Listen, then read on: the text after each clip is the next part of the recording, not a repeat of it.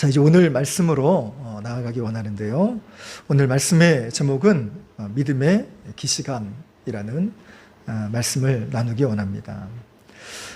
기시감이라는 말 혹시 들어보신 적이 있으신가요? 혹시 들어보신 분들이 계시고 또 낯설게 느껴지신 분이 계십니다.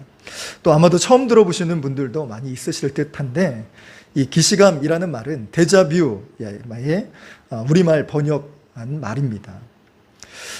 프랑스 철학자 보아락이라는 사람이 자신의 책에서 처음 사용한 말인데요. 이 프랑스 말로 되자라는 것은 이미, 뷰는 보다라는 뜻이지요. 그래서 마치 처음 보는 것인데 이미 본 것 같은 착각을 일으킬 때 쓰는 말이라고 합니다. 사람들은 이 기시감을 기억착오라는 말과 혼동해서 사용하기도 합니다. 그러나 조금은 다른 부분들이 있는 것이, 이 기억착오라는 것은 과거의 기억과 현재의 일들을 헷갈리는 것이죠. 그러나 이 되자비는 분명 와본 적도 있고 경험한 적도 있는 것처럼 보이는데 또 어디서 본 것 같은 정말 실제적인 느낌을 말합니다. 혹시 나는 기시감을 경험해 본 적이 있나? 난 데자뷰를 경험해 본 적이 없는 것 같은데? 라고 생각하시는 분들이 많이 있을 겁니다. 저도 설교를 준비하면서 나는 그런 경험이 있나? 라고 해봤더니 없는 것 같더라고요. 그런데 놀랍게도 연구 조사에 의하면 20세 전후로 무려 60%의 사람들이 이 기시감을 경험한다고 합니다. 그리고 이 기시감의 특징이 하나 있는데, 나이가 들수록 이 기시감의 감도가 떨어진다는 것이지요. 여기 그 의사 선생님이 앉아 계셔가지고 정말 내가 틀리면 어떡하지? 이런 생각도 들리기도 하는데, 어쨌든 이게 이론이 그렇다는 거죠. 그런데 또 하나의 특징, 기시감을 많이 경험하는 사람의 특징이 하나 있는데, 꿈을 많이 꾸는 사람, 또 지능이 높은 사람, 그리고 여행을 많이 다니는 사람, 또 교육을 많이 받은 사람, 또 상상을 많이 하는 사람들이 이 기시감을 많이 경험하는 편이다라고 합니다. 믿음의 사람들에게 이 기시감이란 무엇을 의미할까요? 제가 옛날 사람이고 고인물이어서 그런가 옛날 영화에 토탈리콜이라는 영화가 있습니다. 이 주인공은 화성을 가게 됩니다. 화성을 가면서 내가 평생 한 번도 와본 적이 없는 것 같은데 왠지 이 낯익은 풍경에 당혹감을 갖게 된다고 합니다. 그래서 이 일이 어떻게 된 건가, 그래서 그냥 갸웃갸웃하고 있었는데 이 영화 말미를 보면 그 이유가 나오게 됩니다. 이 주인공은 실제 화성인이었던 겁니다.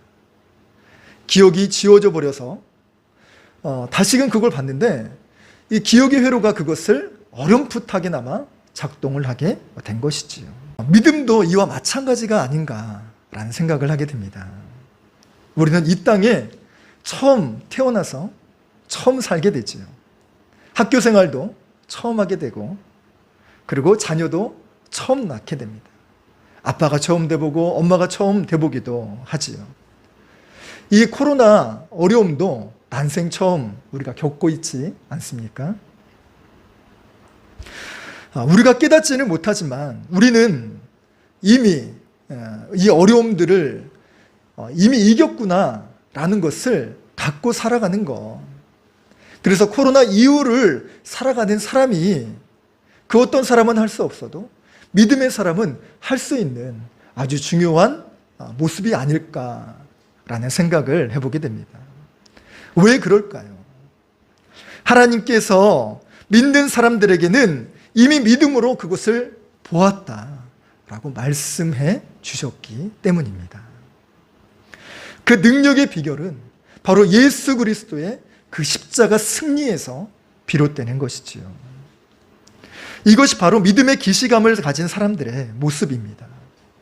그래서 오늘 말씀을 통하여 우리가 이 땅을 딛고 모든 것이 처음인 삶이지만 믿음으로 이미 천국을 다녀온 사람, 그리고 믿음으로 이미 승리의 결과를 본 사람처럼 그런 믿음의 삶으로 아름답게 살아가시는 저와 여러분이 되기를 소망합니다.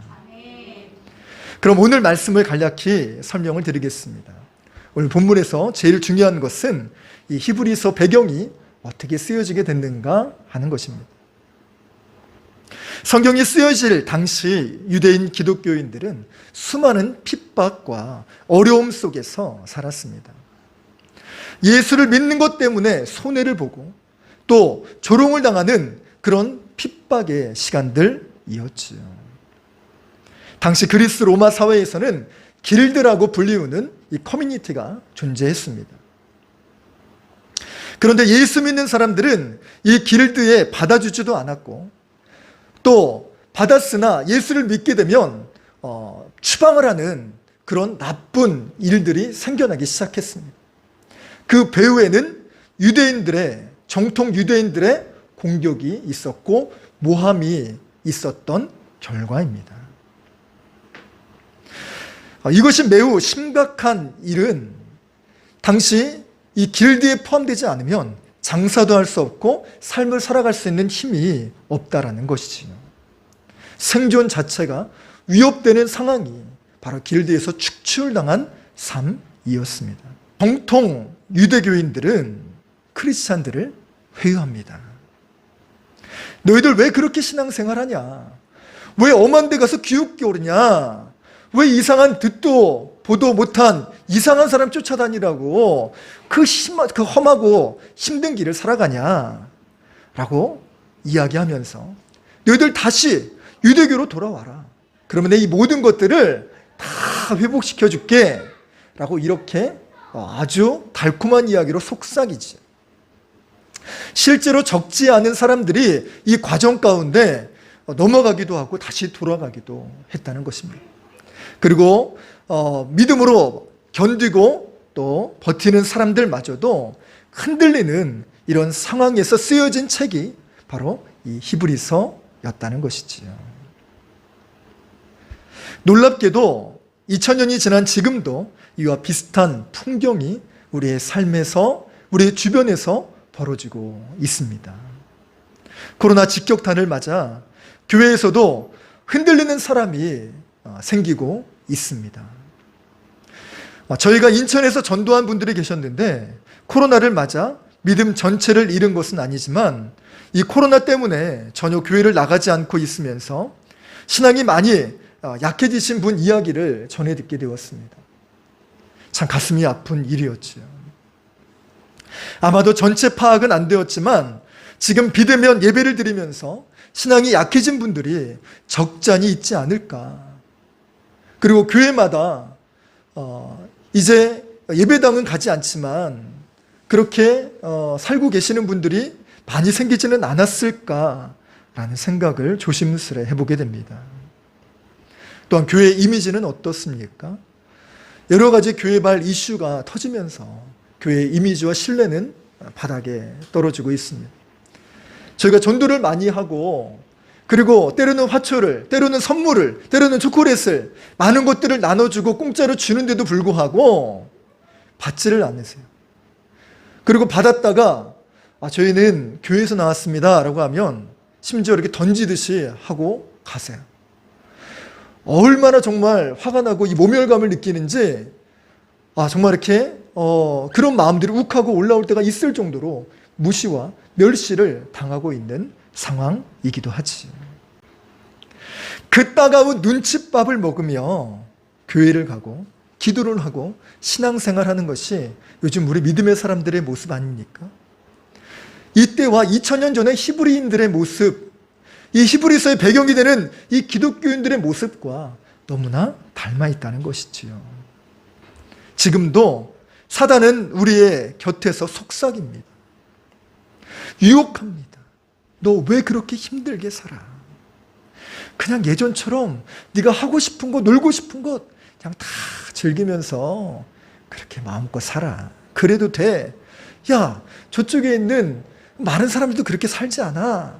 라고 이야기를 하죠. 그리고 자꾸만 세상 가운데 돌아오라. 돌아오면 내가 모든 것 다 누릴 수 있어. 라고 마치 다 줄 것 마냥 이야기를 하지요. 이런 상황 가운데 우리의 믿음이 흔들리지 않는 방법, 그리고 이러한 상황 가운데 우리가 바라봐야 될 것이 무엇인지 오늘 본문을 통하여서 그 은혜의 강력한 흔적을 가지고 돌아가는 복된 시간이 되기를 소망합니다. 이제 1절의 말씀을 보면 믿음은 바라는 것들의 실상이라고 합니다. 누구에게든지 꿈이 있습니다. 그런데 성경에서 말하는 이 바라는 것은 무엇일까요? 이것은 세상과는 조금 다릅니다. 우리가 하나님을 믿는 것은 정말 가난한 삶에서 기업 총수가 되는 것은 아닐 것입니다. 전교 꼴찌가 당장의 전교 1등이 되는 것을 경험하는 것이 믿음만은 아니지요. 믿는다는 것은 평범한 회사원이 갑자기 100억 로또에 당첨되는 이 기적이 일어난 것만 믿음은 아닐 것입니다. 성경의 기록을 보면 하나님의 엄청난 기적을 경험한 사람들 이야기가 나옵니다. 소년 다윗은요, 키가 장대같이 큰 골리앗을 무너뜨립니다. 모세는요, 그야말로 배수진을 친 그 상황 가운데 홍해바다가 열려지는 놀라운 경험을 합니다. 요셉은 애굽의 총리가 되고요. 성경에 보면 죽은 사람이 살아나는 놀라운 기적까지 보게 됩니다. 그러나 이런 일들이 일어나야만 하나님의 역사고 또 이런 일들을 경험해야만 믿음이 좋은 것이냐라는 것은 아니라는 것이지요. 믿음이란 내 소원이 이루어지는 것이 아니라 하나님의 뜻이 내 삶 가운데 이루어지는 것을 믿는 것을 말합니다. 그럼에도 내 삶에는 왜 이런 일이 안 생길까? 하나님이 내 삶 가운데 왜 이런 것은 주시지 않을까? 라는 것에 속상한 사람들이 또 속상한 때를 만나기도 합니다. 만약 하나님께서 홍해바다 또 갑자기 부자가 되는 또 간증에서 나왔던 것처럼 우리 지난주 같이 살펴본 것처럼 가난한 삶에서 본죽의 대표가 되고 토스트 가게를 하니 정말 전국 900개의 체인점을 가진 이삭 토스트 대표가 되는 이런 일들이 왜 내게는 일어나지 않나요? 나는 믿음이 없나요? 나는 하나님이 사랑하시지 않나요? 이런 것이 아니라는 것이지요. 만약 그것이 우리에게 일어나지 않는다면 우리를 너무나 잘 아시는 하나님께서 가장 좋은 곳으로, 가장 좋은 길로 우리를 인도해 가심을 믿으시기 바랍니다. 그리고 그것이 오히려 주면 득이 되고 좋은 것이 아니라 그것으로 실이 되고 어려운 일이 생길 수 있다라는 것이지요. 어제자 뉴스를 보니까 중국에서 170억짜리 당첨이 된 사람이 있습니다. 근데 조건이 있어요. 1년 동안 이 170억을 다 써야 된다. 얼마나 행복한 일입니까? 근데 1년 뒤에 그 사람을 조사해서 취재했더니 그 사람에게 정말 엄청난 일이 일어난 거죠. 막 좋아서 기뻐서가 아니라 그의 삶은 빛으로 가득했고, 빛으로가 아니라 빚으로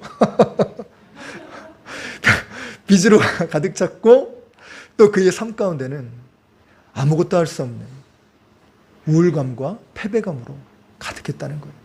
그 사람에게 물어봤습니다. 당신에게 어떤 일이 일어났으면 좋겠어요? 라고 했더니 다시 1년 전으로 돌아가고 싶어요. 차라리 당첨되지 않았으면 내 인생은 더 좋았을 것 같아요. 여러분, 정말 기업 총수가 다 좋은 것만은 아니에요. 여러분, 돈이 많은 것이 다 좋은 것만은 아닐 수 있습니다. 물론 저희가 한 번도 가져본 적이 없어서 한 번쯤은 가져봐도 되지 않나? 이런 생각이 들 수 있는데, 여러분 1년 천하예요. 170억 아무것도 아닌 거죠. 여러분 1년으로 계산을 했지만 여러분 10년이가 어떻고 30년은 어떻습니까?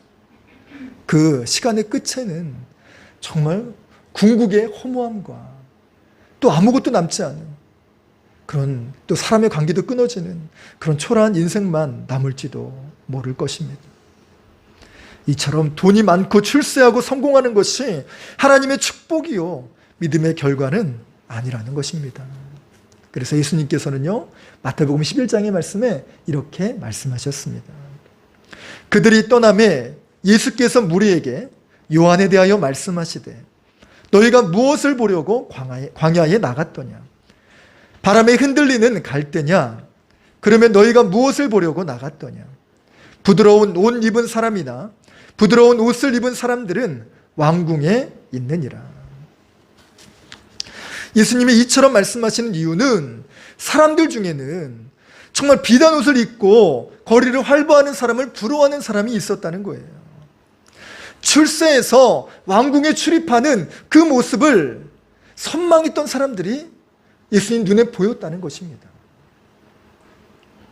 그래서 예수님 이렇게 말씀을 하셨던 것이지요. 물론 예수 믿으면 다 안 되냐? 아니요. 예수를 믿으면 잘 되고 잘 사는 것은 분명한 일입니다. 성경의 대부분의 사람들이 잘 되었고 형통했습니다. 그러나 우리가 예수님을 믿는 이 이유는 기적과 성공을 믿는 것이 아니라 그 기적의 주체이신, 아니 나를 살려주신 그분의 그 사랑, 그거에 감흡하여 예수 그리스도를 믿는 것이지요.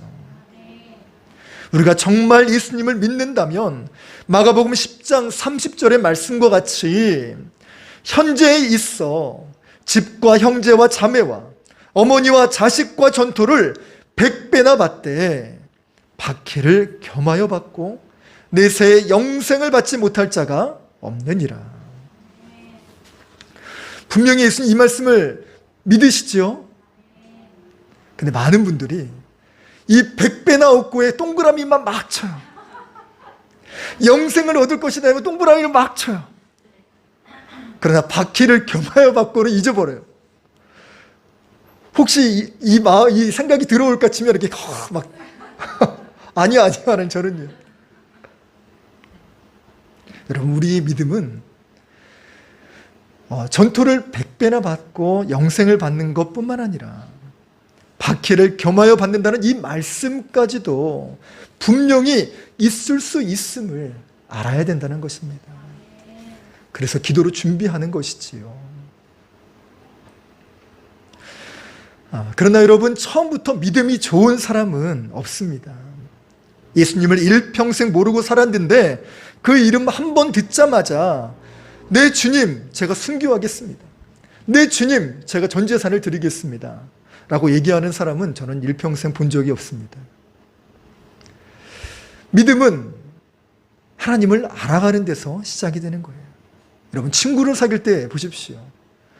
우리 오늘 김규혜 집사님이 친구 미소, 목사님 미소예요. 진짜 미소가 너무 아름다운 친구분이신데, 여러분, 미소라는 이 친구분과 처음부터 친해지지 않았을 거예요.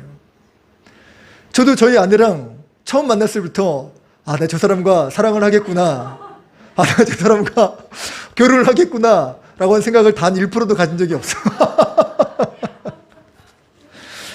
이 말은 시간을 두고 만나는 거예요. 감사하게도 이 자리에 앉아 계신 분은 정말 짧게는 3년, 짧게는 3년 반, 길게는 20년 넘게 알아오신 분들이 이 자리에 앉아 계십니다. 우리 교회가 어려울 때 정말 이거를 외면치 아니하시고 선뜻 정말 자신들의 어려운 상황임에도 불구하고 마음을 같이 쏟아주고 물질로 동참해 주신 이분들의 이 일들이 처음부터 되신 것은 아니라는 것이죠.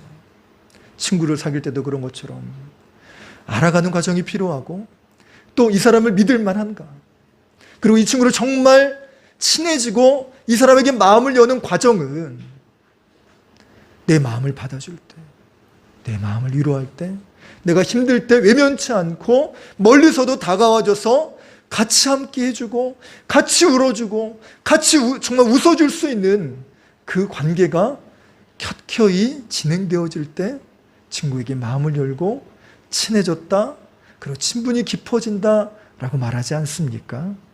여러분, 믿음도 딱 그와 같습니다. 처음부터 예수 그리스도, 우와, 이야, 이렇게 믿는 사람들이 드물다는 것이지. 그분께 기도하고 그분께 찬양하고 그 말씀을 들을 때 은혜가 담기고 마음의 위로를 주시고 나의 삶을 만져주시고 내가 간절히 정말 기도하는 이 어려운 문제를 하나님이 해결해 주시고 뿐만 아니라 정말 믿음의 사람들, 도움의 사람들을 동서남북 곳곳 각처에서 불러 모아 도와주시는 일들을 경험하게 될 때 내가 하나님 믿기를 잘했구나. 하나님이 나를 사랑하시는구나. 정말 하나님이 살아서 역사하시는구나. 이 믿음의 경험들이, 이런 하나님과의 만남의 접점이 많아질수록 믿음이 깊어지게 되는 것입니다. 여러분, 이 1절의 실상이라는 말의 이 헬라 원어의 근원은 아래에 서 있다라는 뜻을 말합니다. 어려운 상황을 만날 때 흔들릴 수 있어요. 이것을 흔들리지 않고 정말 이 밑에서 굳건하게 잡아줄 수 있는 것, 이게 바로 실체라는 것입니다. 또 이 실상이라는 것은 보증하다, 확신하다, 또 이것에 대한 흔들림이 없이 붙잡아주는 실체라는 뜻이지요. 지금은 된 게 아무것도 없지만 이것은 100% 될 거야. 그렇지 않으면 내가 이거 보증할게, 내가 이거 책임질게 라고 하는 게 바로 보증이라는 말 아니겠습니까? 누가 보증하고 누가 그 증거가 되냐면 내 친한 친구, 그 친구는 재력도 성품도 좋은 사람이 보증을 한다면 너무 안심이 되지 않아요? 그런데 그분이 바로 우리 하나님이시고 그 하나님께서 증거의 표식으로 믿음의 선진들을 세워주셨다는 것입니다. 4절의 이하의 말씀을 보면 수많은 사람들, 일일이 정말 나열하기 어려울 정도로 많은 인물이 나옵니다. 아벨, 아브라함, 모세, 이삭, 야곱, 다윗, 수많은 사람들의 이름들이 언급되어져 있어요. 이들의 말이 다 참말이고 하나님 정말 역사하시더라 라고 보증하고 있다는 것이지. 이것이 비단 성경 속 글자, 활자에서만 갇혀있는 말일까요? 아니요. 여기 수많은 사람들이 그것을 경험한 증인들이십니다. 할렐루야. 이처럼 우리의 삶 가운데 아직 이루어지지 않았음에도 불구하고 마치 본 것처럼 믿을 수 있는 이 믿음의 기시감을 가지려면 어떻게 해야 될까요? 말씀드린 바와 같이 하나님을 알아가는 과정, 하나님의 사랑과 능력을 경험하는 과정이 필요합니다. 상담 이론 중에 라포가 형성된다라는 말이 있습니다. 상담하러 온 사람이 상담가에게 마음을 여는 것을 말합니다. 이 라포가 형성되면요, 조금씩 자기 힘듦을 이야기하기 시작합니다. 털어놓는 관계가 되는 것이지요. 자신의 수치, 약점, 그리고 남들에게 말하지 못한 나만의 깊이 있는 비밀까지 털어놓게 됩니다. 그러면서 깊은 신뢰가 쌓이게 되는 것이지요. 믿음도 마찬가지입니다. 하나님께서 나의 기도에 귀 기울이시고 나를 사랑하셔서 내 마음을 만지시고 돌봐주신다라는 것을 경험하게 되면 우리는 하나님에 대한 마음이 활짝 열리게 됩니다. 이것이 바로 하나님과의 라포, 즉 믿음이 형성되는 과정이라는 것이지. 잘 믿는다, 잘 바란다 라는 이 말은 하나님을 잘 아는 것, 하나님의 사랑과 능력을 많이 경험하는 것을 말합니다. 믿음의 라포의 형성이 곧 믿음이라는 것이지. 그렇게 우리 히스토리인들은 우리를 사랑하시는 이 하나님의 능력과 사랑을 날마다 매 삶의 순간마다 경험하시는 복된 삶이 되시기를 소망합니다. 그런데 이 기시감에는 좋은 기시감이 있고 안 좋은 기시감이 있습니다. 사단은 자꾸만 안 좋은 기시감으로 믿음의 사람을 괴롭히기도 합니다. 이건 안 될 거야. 될 리가 있나? 넌 여태까지 안 됐잖아. 넌 되는 게 하나 없는 인생이었잖아. 이렇게 살아도 별 수 없다고, 이렇게 노력해도 아무 소용 없다고, 계속해서 부정적인 기운으로 펌프질을 하지요. 많은 사람이 이러한 상황에 이겨내기도 하지만 또 적지 않은 사람이 이 부분들에 흔들리고 무너지기도 합니다. 우리는 이를 시험이라고 하지요. 그럼 이러한 상황에 어떻게 해야 될까요? 바로 이때에야말로 믿음의 능력을 확인하는 순간입니다. 성경의 인물을 자세히 보면 놀라운 기적을 경험한 사람들임에도 불구하고 그들의 삶이 날마다 승승장구하지는 않았습니다. 우리가 너무나도 좋아하는 꿈의 사람 요셉이라고 불리우는 그 인물을 봐도 그렇습니다. 요셉 말로 치자면 그 사람에게는 꿈꾸는 은사가 있어요. 미래의 일을 꿈으로 본다는 것이죠. 그리고 꿈을 잘 해석하는 은사가 있는 사람입니다. 그럼에도 그의 인생은 잘 되었냐 하면 그렇지 않지요. 오히려 노예로 팔려가기도 합니다. 강간미수범이라는 누명을 쓰기도 합니다. 젊은 나이에 감옥에 갇혀서 자신의 인생을 낭비하는 앞이 보이지 않는 그런 캄캄한 삶을 살아가게 되죠.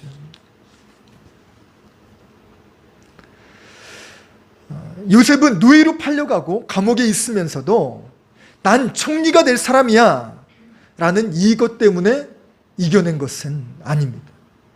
자기가 총리가 될까라는 것을 본인이 알고 있을까? 저는 그렇지 않다고 봅니다. 그럼에도 그가 이 모든 상황 가운데 견디고 이길 수 있었던 이 힘은 바로 하나님 한 분을 바라봤기 때문입니다.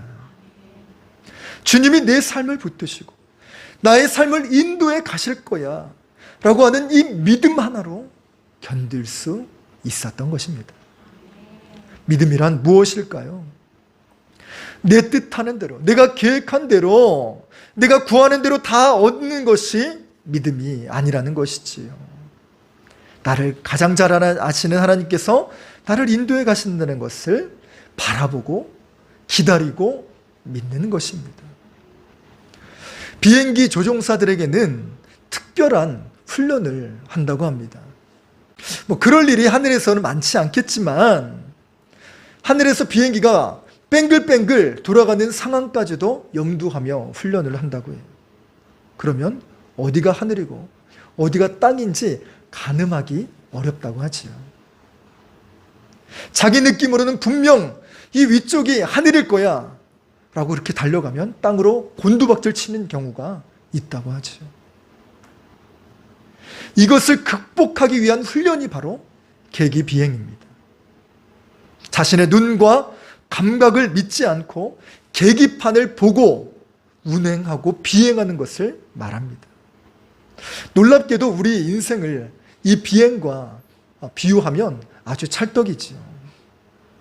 인생이 상승할 때가 있고 하강할 때가 있습니다. 낙뢰를 만나기도 하고 폭풍을 뚫고 갈 때도 있습니다. 때로는 이리저리 뱅글뱅글 돌 때도 있고요. 도착지에 왔음에도 그 공항 활주로가 비어있지 않고 또 문제가 있어서 다시 경유해서 그렇게 30분, 1시간을 이렇게 지연하는, 딜레이되는 그런 경우도 부지기수입니다. 이러한 상황 가운데 묘기만이 아니더라도 정말 이번과 같은 이 코로나19에 예상치 않는 일들에 우리의 삶이 뱅글뱅글 돌아가는 이 삶, 정신을 차릴 수 없는 이 삶이 불현듯 닥칠 수도 있다는 것이지. 이럴 때 믿음의 사람들도 계기비행이 필요합니다. 우리의 계기는 무엇입니까? 우리의 계기판은 무엇입니까? 하나님의 말씀이요, 성령의 음성이요, 하나님이 인도해 가시는 대로 따라가는 순종의 삶이 바로 그것입니다. 우리가 사망의 음침한 골짜기를 걸을 때에도 어둠을 바라보거나 울부짖는 맹수의 소리를 듣기만 하면 그 순간 멘탈이 나가버리지요. 사단은 자꾸만 안 좋은 기시감을 불어넣습니다. 주입합니다. 너 땅이 떨어질 거야, 불에 탈 거야, 몸이 다칠 거야, 이 이상한 상상으로 우리를 겁주지요. 이때 사단의 기시감을 손절해야 합니다.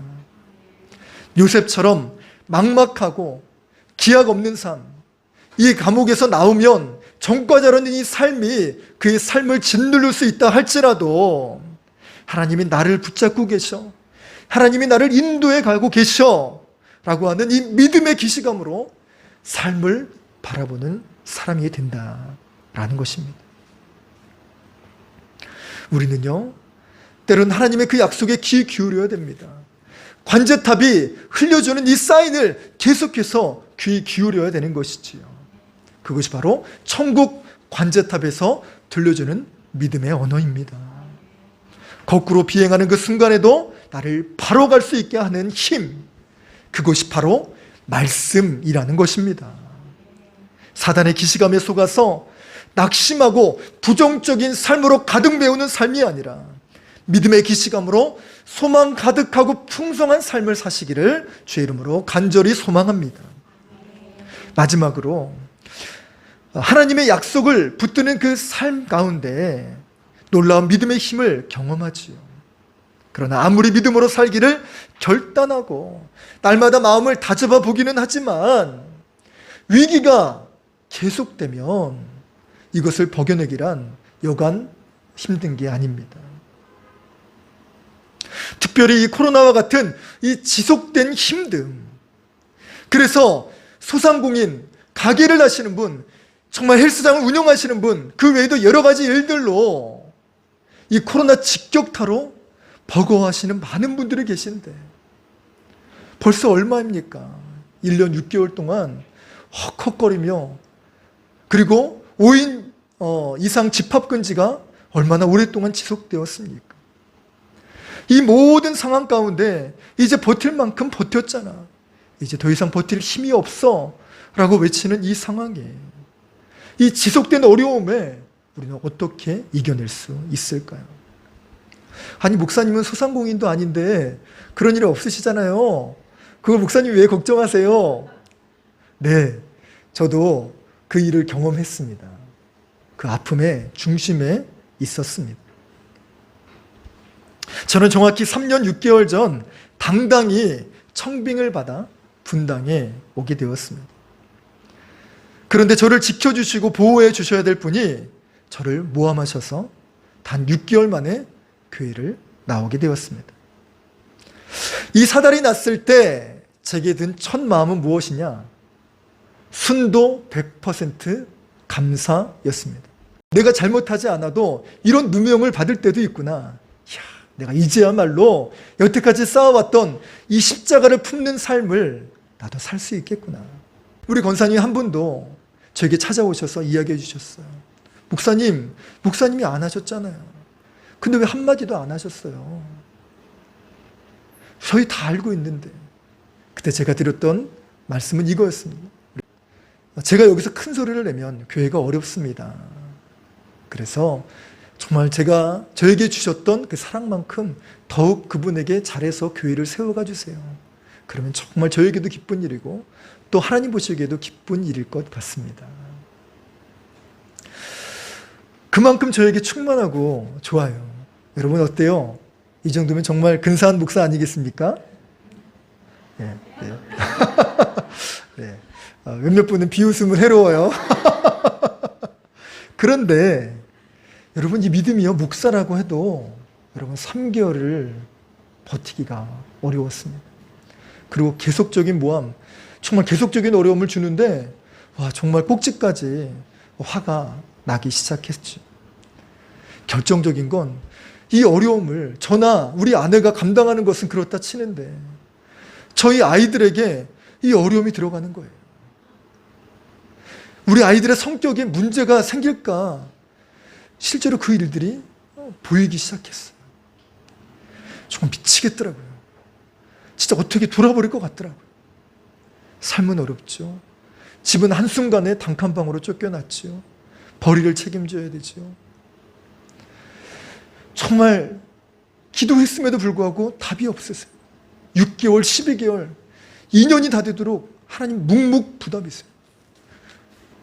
제가 사임하는 그 마지막 날 마지막 예배에 하나님 저에게 뭐라고 응답의 말씀을 주셨는지 아세요? 아이러니하게도 아들아 걱정하지 마라. 저는 이 응답이 있었기 때문에 너무나도 신났어요. 야, 하나님께서 오늘 드라마틱한 이 역사를 보여주시겠구나. 아니, 이렇게 만약 나간다고 하더라도 야, 하나님께서 내가 믿음을 지키고 선한 싸움을 달려가고 그렇게 주님 앞에 정말 최선을 다했기 때문에 하나님 이제 꽃길을 열어주시겠구나. 이런 충만한 기쁨 가운데 보냈는데 삶은 그렇지 않았어요. 주변 사람들이 이야기합니다. 목사님 그렇게 된 건요, 분별력이 없어서 그래요. 회개하지 않으셔서 그래요. 이 말들이 얼마나 뼈아프게 들려왔는지 몰라요.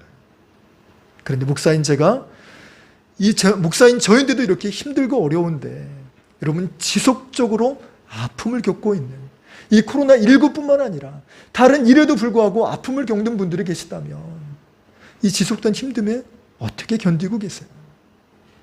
그런 분에게 저는 이렇게 위로의 말씀을 드리고 싶습니다. 믿음의 기시감을 가지세요. 어려움이 끝난 것은 아니지만 또 아픔의 세월이 언제 끝날지 알 수는 없지만 이 어려움을 끝내 거두시고 승리케 하실 것입니다.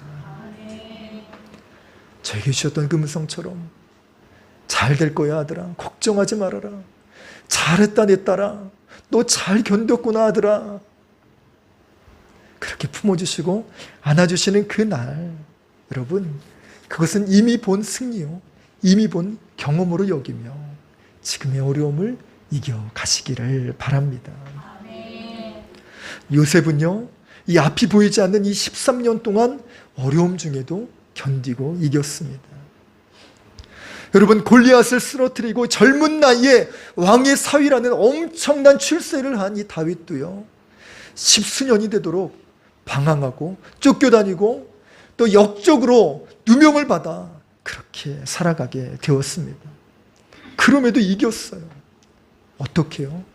믿음의 기시감으로. 하나님이 나를 붙드실 거야, 나를 일으켜 세우실 거야, 마치 미래를 다녀온 사람처럼 그런 확신과 또 그런 마음의 소망으로 그렇게 걸어가게 되었다는 것이지요. 성경의 인물들까지 바라보기 어려우신 분은 감히 저희 히스토리 교회를 보시라고 말씀드리고 싶습니다. 저희 교회는 지속적인 환난, 또 그 깊은 동굴의 삶 속에서 1년 전 우리 교회를 세워주셨습니다. 그리고 너무나 좋은 동역자인 우리 성도님을 보내주셨죠. 또 외부로는 이렇게 아름다운 동역자들이 원근 각처에서 힘을 모아 이 1주년 우리 히스토리 교회 돌예배를 축하해주는 마음으로 함께 해주시고 계십니다. 저희는 양가 집안 모두가 어려운 부분들이 있어서 개척을 하려고 해도 할 수 없는 형편이었습니다. 보증금 마련도 월세 감당도 어려웠지요. 그런데 노골 펀딩이라는 이 믿음의 건축 헌금을 보내주셔서 수십 명의 분들이 믿음의 종자씨를 모았습니다. 그리고 하나님이 감동하심으로 정말 인천 성산교회에서 예상하지도 않고 말씀을 드리지도 않았는데 정말 보증금 일체를 지원하시고 월세를 함께 하시겠다라고 약속을 주셨어요. 이것이 비단 교회의 일뿐이겠습니까? 저희 가정에도 주신 은혜가 너무나 놀랍습니다. 7평 남짓 되는 작은 단칸방에서 저는 밤새 일하고 아내는 아침 7시에 출근하는, 그래서 부부지만 햇님 달님, 이게 무슨 정말 전래동화도 아니고 그렇게 만나서 아침에 잠깐 30분 만나는 시간이에요. 그리고 자녀들은요, 자기들이 아침에 후라이 해서 먹고 가고요. 그 아빠는 정말 그 단칸방에서 자고요. 그런 가운데도 저희 큰아들은요, 단칸방에서 책상도 없이 스탠드 켜고 쭈그리고 앉아 공부하는 그 삶. 중학교 2학년밖에 안 된 아이가 새벽 1시, 2시까지 과제를 하고 수행평가를 하고 공부했던 그 아이의 그 삶. 그 아이가 전국에 8개밖에 없는 영재학교에 합격해 하셨습니다. 우리 둘째 아들은요, 이 분당에서는 대부분이 기본은 한 번은 해외에 나갔다 오더라고요. 심지어 1년 동안 단기로 가기도 하고요. 방학 때마다 아이들이 해외 나가서 영어 튀우고 들어온대요. 그런 이 분당의 땅에서 단 한 번도 해외에 나간 적도 없고 그런 저희 둘째 아들이 그 어떤 누구보다 영어에 딸리지 않는, 아니 그 아이들도 정말 이길 수 있는 뛰어난 영어의 실력의 아이가 되었습니다. 저희 막둥이는요, 그냥 대충 써서 그린 그림을 전국 미술대전에 출품했는데 놀랍게 상을 받았어요. 어린이 전국 미술대전, 그것도 그냥이 아니라 메이저 SBS에서. 저 SBS 누가 아는 거 아닙니다. 하나님께서 이 모든 상황 가운데 하나님이 일해 주시고 역사해 주셨어요. 남들은 비가 오는 날 부모님이 차 태워서 학교에까지 그렇게 안전하게 태워줍니다. 근데 저희는 폭우가 내리는 그날, 우산을 써도 비가 나오는 그 날에 저희 아들은 비 맞고 갔어요. 그리고 비 맞고 들어왔어요. 눈물을 흘리고 그리고 울부짖는 그 마음들을 들을 때 부모된 마음으로 얼마나 마음이 찢어지겠습니까? 차도 없어 뚜벅이로 사는 삶. 여러분 2018년도 얼마나 더운지 아시죠? 그날을 예배당 갈 때에 그 차비가 아까워서 걸어갔던 그 삶. 그런 이 삶들이 반복되는 그 삶 속에서도 저희가 희망과 소망, 심지어 배달 음식을 시킬 수 없는, 물론 시켜서 먹을 수도 있지만 그거 먹고 난 이유가 두려워서, 감당하기가 어려워서 떡볶이 한 그릇 시켜도 30분 동안 하하호호 웃었던 그 행복한 삶이 될 수 있었던 이유는 하나님께서 지켜주셨기 때문입니다. 혹시 이 지속된 어려움에 힘드신 분들이 계십니까? 혹 지속된 아픔으로 수년을 기도했지만 열매가 없어 낙심하거나 어려움을 겪고 계시는 분들이 계십니까? 오늘 말씀처럼 믿음의 기시감을 가져보시길 원합니다. 말씀에 계기비행을 하시길 바라요. 이 말씀을 듣고 계신 것 자체가 하나님께서 여러분을 얼마나 사랑하시고 하나님께서 여러분들에 향한 얼마나 놀라운 계획을 가지고 계신지 용기 잃지 마라. 그리고 나를 바라봐라.